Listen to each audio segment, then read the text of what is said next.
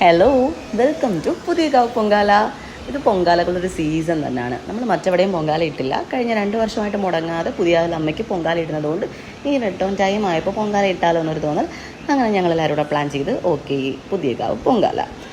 അങ്ങനെ കുളിച്ചൊരുങ്ങി ഓട്ടോയിൽ പോവുകയാണ്. സ്കൂട്ടറിൽ പോകാമെന്ന് പ്ലാൻ ചെയ്തിരുന്നെങ്കിലും വെയിലിൻ്റെ കാഠിന്യം കാരണം അത് ഓട്ടോയിലേക്ക് മാറ്റി. കാറൊക്കെ വന്നാൽ ബ്ലോക്ക് ആവുമല്ലോ. പക്ഷേ ഞെട്ടിച്ച് കളഞ്ഞു, ഒരു ബ്ലോക്കും ഉണ്ടായിരുന്നില്ല. കാരണം പുതിയ പൊങ്കാലയ്ക്ക് ആൾ തീരെ കുറവായിരുന്നു. തലേന്ന് ആറ്റുകാൽ പൊങ്കാലയായിരുന്നു, അതുകൊണ്ടാവാം മേ ബി തിരക്ക് കുറവെന്ന് കരുതുന്നു. എങ്കിലും അതൊരു സങ്കടമായി കേട്ടോ. പൊങ്കാല എന്നൊക്കെ പറഞ്ഞാൽ നിറയെ ആൾക്കാരൊക്കെ അല്ലേ. പക്ഷേ ഇത്തവണ അങ്ങനെ ഒന്നും ഉണ്ടായില്ല. ഞാൻ ചെന്നൊരു 5 മിനിറ്റ് കഴിഞ്ഞപ്പോഴേക്കും ബാബ്സും ശ്രീകുട്ടിയും പാറുമൊക്കെ എത്തിയിട്ടുണ്ട്. ഞാൻ തലേന്ന് പോയി ചുടുകട്ടയൊക്കെ എടുത്ത് അവിടെ വെച്ച് അടയാളപ്പെടുത്തിയിട്ട് വന്നു. പിന്നെ പാറുവും ശ്രീകുട്ടിയും പോയി പേരൊക്കെ എഴുതിയിട്ടു. അതുകൊണ്ട് സ്ഥലം ഞങ്ങൾക്ക് അവിടെ സേഫായിരുന്നു. അങ്ങനെ അവിടെ വന്നപ്പോഴാണ് പാറുവിൻ്റെ പാൽപ്പായസം ഉണ്ടാക്കാനുള്ള പാലെടുത്തില്ല. അങ്ങനെ അതെടുക്കാൻ ബാബ്സും ശ്രീകുട്ടിയും തിരിച്ചു പോയി. ഞാനും പാറും കൂടെ എനിക്ക് സ്പൂൺ മേടിക്കാൻ അവിടുന്ന് പുതിയകാവ് വരെ നടന്നു. തിരിച്ച് ഒരു ഓട്ടോ പിടിച്ചു വന്നു. കാരണം പുതിയകാവ് പൊങ്കാലയ്ക്ക് മുന്നേ ഞങ്ങൾ ഓൾറെഡി ടയേർഡായി നടത്ത കാരണം.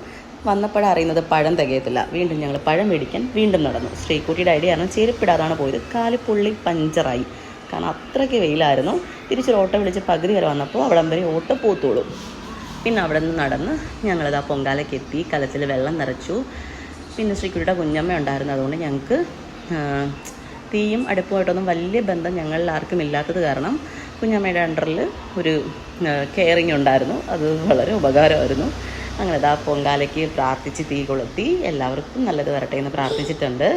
പിന്നെ ഈ പൊങ്കാല കൊണ്ടൊരു പാടവും കിട്ടി. ഇനി വലിഞ്ഞു കയറി അങ്ങോട്ടോ ആരോടും മിണ്ടരുതെന്നൊരു തീരുമാനം എടുത്തിട്ടുണ്ട്. ഉറപ്പായിട്ടും അത് ഞാൻ പാലിക്കാൻ നോക്കും. അങ്ങനെ പൊങ്കാല ഇട്ട് തീ വന്നത് മാത്രം ഓർമ്മയുണ്ട്. പിന്നെ കണ്ണീരിൻ്റെ ഒരു മേള തന്നെ ആയിരുന്നു. കണ്ണ് തുറക്കാൻ വയ്യാത്ത കണ്ണീരായിരുന്നു. ശീലമില്ലാത്തത് കൊണ്ടാവാം, എങ്കിലും വല്ലപ്പോഴും വർഷത്തിലൊരിക്കലൊക്കെ ഉള്ളൂ എന്ന് വെച്ച് ഞങ്ങൾ സന്തോഷിച്ചു. അങ്ങനെ എല്ലാവരും ഇതിനിടയിൽ ശ്രീകുട്ടി വ്ളോഗ് എടുക്കുന്നുണ്ടായിരുന്നു കേട്ടോ.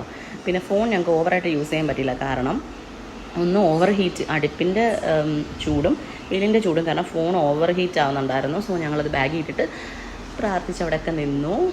പിന്നെ ഞങ്ങളുടെ പായസം റെഡിയായിക്കൊണ്ടിരിക്കുകയാണ്. നല്ല അടിപൊളി ശർക്കര പായസമായിരുന്നു. പാറുൻ്റെത് പാൽപ്പായസവും. അങ്ങനെ ഇത് കഴിഞ്ഞിട്ട് ഞങ്ങൾ അവിടെ അന്നദാനത്തിന് പോയി ചോറും സാമ്പാറും ഒക്കെ കഴിച്ചു. ഹാപ്പി ആയിട്ട് ഞങ്ങൾ വീട്ടിൽ വന്നു. അപ്പം ടാറ്റാ.